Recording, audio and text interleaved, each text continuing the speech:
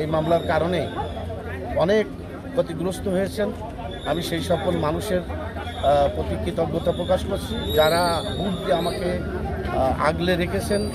এই আওয়ামী লীগের 15 বছরের ফ্যাসিবাদী সরকারের সময় যারা দুইবার আমাকে নির্বাচিত করেছেন, তো সেই হিসাবে আমি সেই সকল মানুষের প্রতি কৃতজ্ঞতা প্রকাশ করছি এবং তারা যেভাবে আমার পাশে ছিল আমি তাদেরকে আশ্বস্ত করতে চাই যে আমিও তাদের পাশে থেকে তাদেরকে সেবা করে যেতে চাই এবং এই রায় যেটাই হোক এই রায় আমরা মেনে নেব। এই জন্য আমার যারা শুভাকাঙ্ক্ষী আমি প্রত্যেককে বলবো যে রায় একজন জজ সাহেব দিয়েছেন, এই রায় আমাদেরকে মেনে নিতে হবে।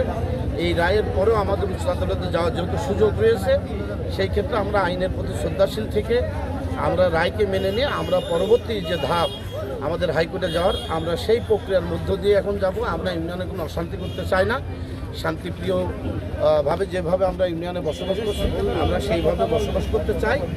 তো সেই হিসেবে দীর্ঘ 20 বছর পরে একটা অবসান হয়েছে।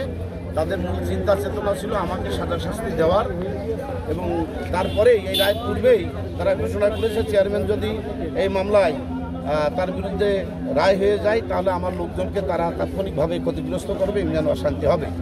তো আল্লাহ রহমত করেছেন। আর বাকি যেই 4 জন আজকে সাজা হয়েছে আমার ছোটো ভাই সহ সবাই আমার ছোটো ভাই, আমার অত্যন্ত কাছের মানুষ, দীর্ঘদিন ধরে তারা আমার সাথে দল সমাজ করছেন। আমি এদের সকলের মামলার কাগজপত্র তুলে নিয়ে হাইকোর্ট করে তাদেরকেও দ্রুত আমি তাদের পরিবারের কাছে ফিরিয়ে দেবো এই প্রত্যাশা ব্যক্ত করছি এবং উপস্থিত সকলের কাছে দোয়া চাচ্ছি। সবাই ভালো থাকবেন। আসসালামু আলাইকুম ওয়া রাহমাতুল্লাহ। সুপ্রিয় দেশবাসী, পর্যন্ত আপনারা শুনতে পারলেন ঝিনাইদহ সদর 7 নম্বর মহারাজপুর ইউনিয়নের চেয়ারম্যান জনাব মোহাম্মদ খুরশিদ আলম মিয়া। তিনি তার বক্তব্য সব কিছু তুলে ধরেছেন।